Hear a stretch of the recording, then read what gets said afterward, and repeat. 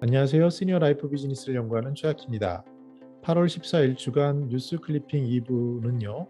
큰손이라고 불리는 비즈니스나 여러 인구 규모에서 그 시니어들을 대하는 기술의 변화 방향 그리고 비즈니스의 변화 방향이 어떤지를 살펴보도록 하겠습니다. 주요 뉴스로는요. CES 기술 쪽에 있는 미국에서 하는 굉장히 큰 그 대회죠. 그곳에서 2019년에 선보인 기술을 한번 지금 시점에서 다시 한번 리뷰해 보고요.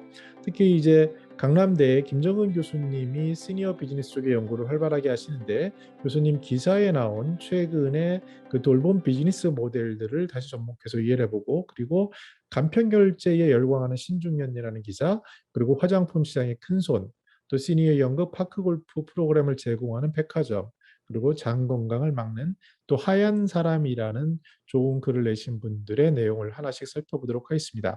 먼저 CES 2019에 선보인 고령자를 위한 셀프 서비스 기술에 대한 재점검이라고 했는데요. 이거는 저희 실버 산업 전문가 포럼의 김수영 님이 그 올린 그 블로그 글에서 가져왔습니다. 그 중에 여러 가지 모델하고 이제 첫 번째 볼 것은 프리딕트 홈이라고 그런 케어 프리딕트 홈입니다. 그런 사이트가 있는데요. 이곳에서는 어떤 것을 하는 거냐면 일상생활을 수치화해서 위험을 예측해주는 위에 그림을 보시면 뭐 와치도 있고 그다음에 앱도 있고 이런 거죠. 지금은 우리들이 이제 많이 익숙한 부분이지만 시니어들의 일상을 예측하고 데이터화해서 그것을 솔루션으로 만들겠다라는 그런 모델이라고 할 수 있습니다. 두 번째는 옴니랩스라고 하는데요. 원격 형장, 지금은 우리가 이제 줌 이런 거 많이 하면서 익숙했지만 2019년 당시만 하더라도 이렇게 이동하면서 접속하는 게 어려우니까 키기만 하면은 자동 연결되는 이러한 접근 방식에 대한 것들. 또 하나는 이건 삼성전자에서 만든 건데 웰리스 벨트라고 벨트를 착용을 함으로써 이게 스마트 벨트죠. 그래서 이 비활성하는 시간을 측정하고 뭐 이것을 또 직관적으로 중요한 데이터를 보게 한다. 그걸 앱으로 연동해서 이렇게 하는 거죠.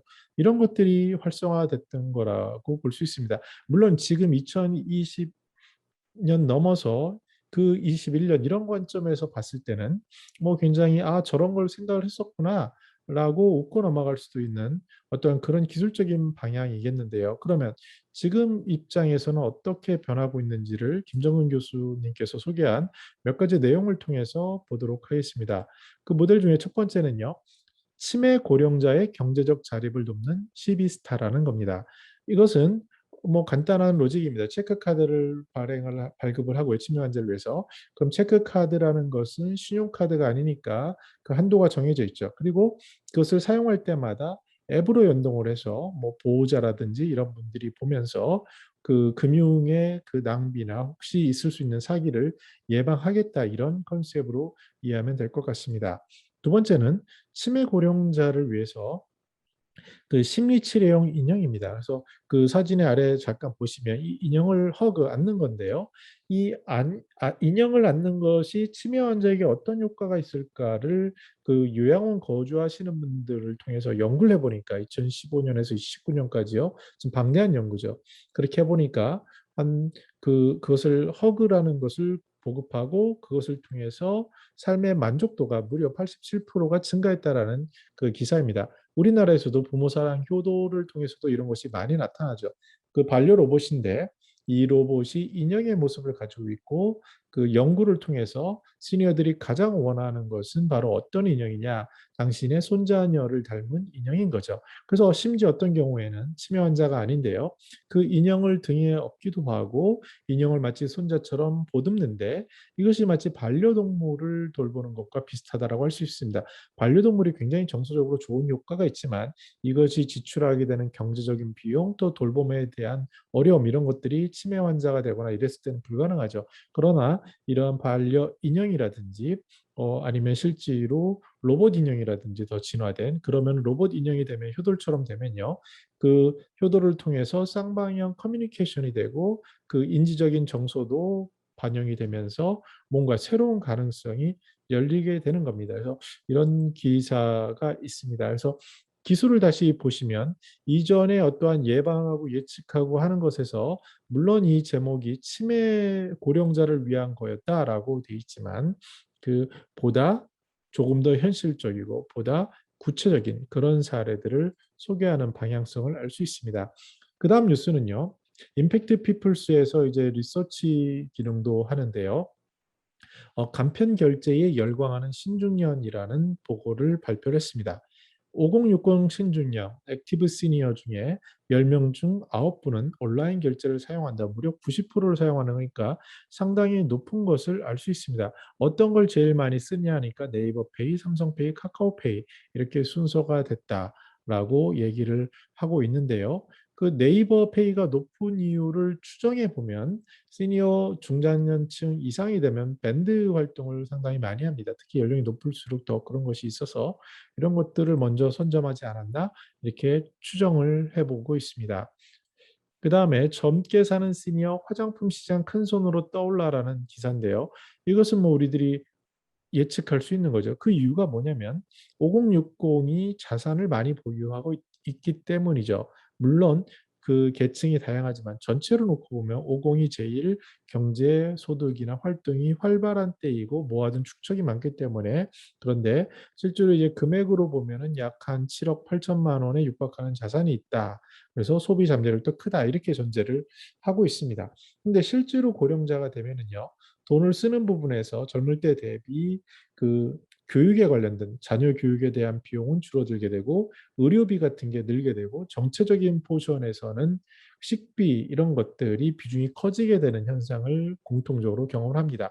그런데 자산 규모가 많고 특히 현금 흐름이 아주 원활한 상위 약 한 20% 정도 그리고 그 아래 상위 한 40%까지 본다면 기본적으로 젊었을 때 하던 그 습관을 그대로 유지하게 되는데 특히 젊음에 대한 니즈가 강하기 때문에 화장품인 경우에는 여성분들의 경우에는 외모를 꾸미는데 돈을 지출하는 것이 당연하다라는 질문 그 답변이 67%로 오히려 30대, 40대보다 높게 나타난다는 점입니다. 그래서 물론 여기서 이제 고려할 것은 여러 가지가 있죠. 그런데 이제 더 고령자가 되면은 노화 채취라는 것도 있는데 노인에게서 냄새가 나죠. 저 같은 경우도 50대 초반이지만 제 자녀들이 보면은 아빠 냄새라고 얘기하는데 이게 뭐 좋을 수도 있겠지만 실은 그 안 좋은 냄새들도 있을 수 있거든요.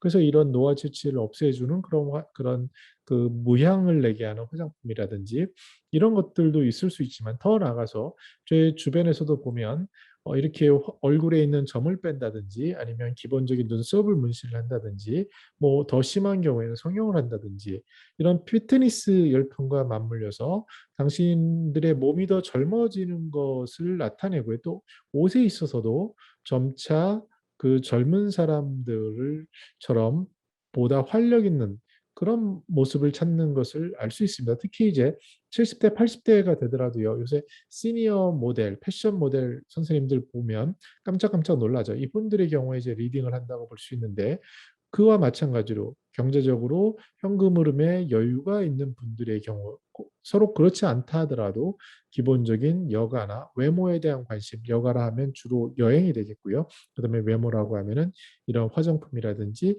몇 가지 센스 있게 하는 옷이라든지 의류 이런 것들에 대한 수요가 크다라고 할 수 있습니다. 여기에 덧붙여서 최근에 이제 윤여정 선생님이 이제 K 뭐 스타로 이렇게 등극을 했죠. 이런 액티브 시니어들을 보면서 이런 모델들의 활동도 더불어 가고 있지 않나 생각을 해봅니다. 대구에 가면은 대백백화점이라고 좀 그 지역에서는 큰 백화점, 오래된 백화점이 있습니다. 일본에도 보시면 주요한 도시에 가면 오래된 큰 좋은 백화점들이 있는데요. 뭐 낮 시간이나 이럴 때 가보시면 그 자리를 차지하는 분들은 대부분 시니어들입니다. 이분들이 실은 큰 손이죠. 그런데 그럼 이분들의 그 문화 활동을 위한 프로그램을 개발할 수밖에 없는 게 어떻게 보면 그 거대한 백화점 같은 그 유통업체의 당면 과제라고 볼 수 있는데요.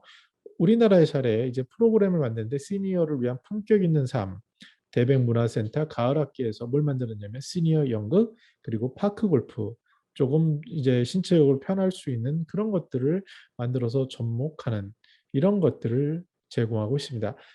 퇴직한 후에 그 지역 사회에 어울리는 여성분들을 보게 되면요. 백화점 문화센터에 가는 것들이 어느 정도 뭐 그 속에서 제공하는 프로그램들이 되게 좋고요. 그다음에 이제 공공센터로 가면은 지역에 있는 문화재단이라든지 아니면은 지역에 있는 구민체육관이라든지 이런 곳에서 제공한 또는 도서관이라든지 그 프로그램들의 품격이나 수준이 굉장히 높습니다. 그래서 실제로 시니어의 여가를 이런 곳에 많이 제공하기 때문에 이제 퇴직을 하셨거나 은퇴를 하셨거나 이런 분들이라면 또 노인복지관을 포함해서요.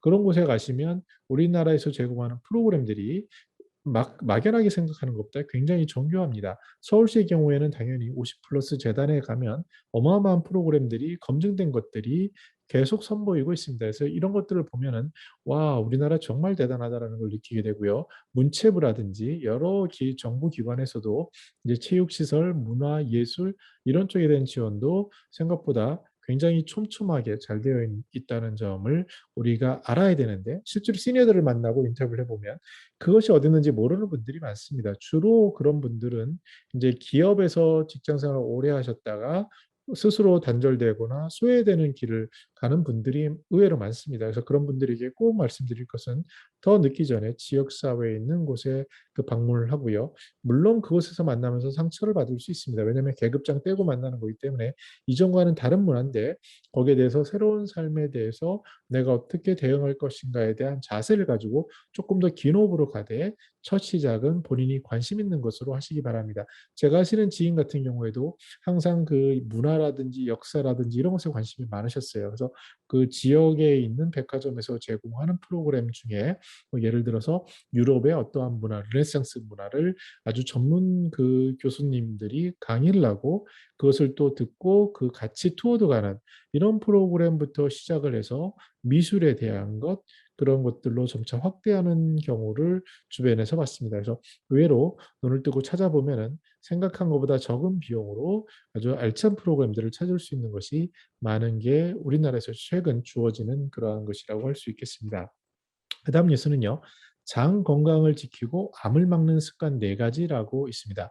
대장암은 크게 환경적인 것, 유전적인 것 두 가지로 된다고 하는데요. 그 이제 유전 말고 실제로 환경적으로는 높은 열량을 섭취하거나 동물성 지방을 섭취하거나 섬유소 섭취가 부족하거나 비만 이런 것들이 이제 기본적인 이유라고 하는데 이 기사에서는 네 가지를 제안합니다. 뭐 쉽게 따라할 수 있는 거죠. 많이 듣는 겁니다. 채소 반찬을 드시고 과일 후식을 드시고 생선이나 닭고기처럼 뭐 등푸른 단백질 섭취에 좋은 그런 것들을 좀 드시고요. 그리고 아침에 일어나서 물 한 잔을 드시는 것. 이러한 것들 아주 작은 습관 이런 것들이 건강을 지키는 핵심임을 얘기하고 있습니다. 끝으로 하얀 사람이라는 그러한 글이 있어서 소개를 합니다. 그 제목을 시간 속에서 자신이 지워져 가는 것은 아닌가라고 하는데요. 이 하얀 사람이라는 그 속의 작가 선생님은 이런 말을 하고 있습니다. 여전히 세상에서 우리는 죽고 살기를 반복한다는 사실, 그리고 누군가에게 보여줬던 그 삶과 소리 소문 없이 죽어가며 남겨졌던 아름다운 표현과 이유를 우리는 다시 하얀 사람에게서 배워가며 이해해가며 공존을 느껴가며 살아야겠다. 뭐 이렇게 하면서 산문집인데요. 시간과 공간에 관해 깊이 고뇌하고 있는 것을 이야기하고 있습니다. 그 저희들도 시니어 삶이 어떻게 보면은 이러한 부분, 시간 속에서 내 삶이 지워져 가는 것은 아닌가? 굉장히 존재론적인 중요한 질문입니다. 특히 젊었을 때 더 열심히 사셔서 사회적으로 이룬 업적이나 그 저명도나 이런 것이 큰 분일수록 이러한 자괴감, 고민들을 많이 하는 것을 알 수 있습니다. 중요한 것은 이때 어떻게 대응하느냐인데요. 잘못된 대응은 내가 이전에 이렇게 대단한 사람인데 지금 이렇게 무시당해 하면서 본인의 삶을 괴롭히고 힘든 삶으로 가시는 분들의 이야기도 우리는 어렵지 않게 들을 수 있습니다. 그런데 탁월한 어르신들의 경우에는 다시 자신에게 주어진 인생 2막 3막에 맞춰서 다시 삶의 목표를 정하고 다시 자신이 사회와 이웃에 기여할 수 있는 방법을 연구하면서 그 길을 터벅터벅 가는 모습을 볼 수 있습니다. 저도 최근에 시니어들하고 활동하면서 이러한 분들, 어르신이라고 하죠. 그런 어르신들을 뵙게 되면 그분들이 얼마나 겸손한지, 그리고 이분들이 얼마나 삶을 그 충실한지, 그리고 이분들이 얼마나 이 세상에 좋은 영향력을 끼치려고 노력하는지를 젊은 사람 입장에서 엿보게 됩니다. 그래서 우리들이 시간 속에서 지워져 가지만 지금은 특히 이제 디지털 시대가 되고 메타버스 이렇게 되면서 우리의 흔적들을 전에는 종이 편지나 글이나 이런 곳으로 남았을 때 그것을 찾아서 볼 수 있었지만 지금은 이렇게 영상을 올려놓게 되면은 이 디지털이란 콘텐츠가 우리가 알 수 없는 시공간 속에서 움직이면서 다시 편집돼서 그게 가상현실에서 다시 손자녀와 후손과 소통할 수 있는 것도 가능하지 않을까. 그래서 이제 시공간에 대한 영화 같은 걸 보면요. 마치 다른 동일 시대의 동일 공간을 오가는 것도 우주여행 가는 것처럼 혹시 가능하지 않을까. 이런 다양한 생각들이 있고요. 중요한 것은 시니어 삶에서 소극적인 것보다는 지금 이 시간 속에서 오늘을 충실히 그리고 마지막에 있는 것처럼 하얀 사람에게서 배워가며 새로운 것을 배워가며 이해해가며 또 공존을 함께 어울리는 것을 느끼며 살아야겠다. 이런 얘기들을 할 수 있으면 어떨까 생각을 해보았습니다. 네, 저는 더 나은 시니어 삶 공동체를 연구합니다. 감사합니다.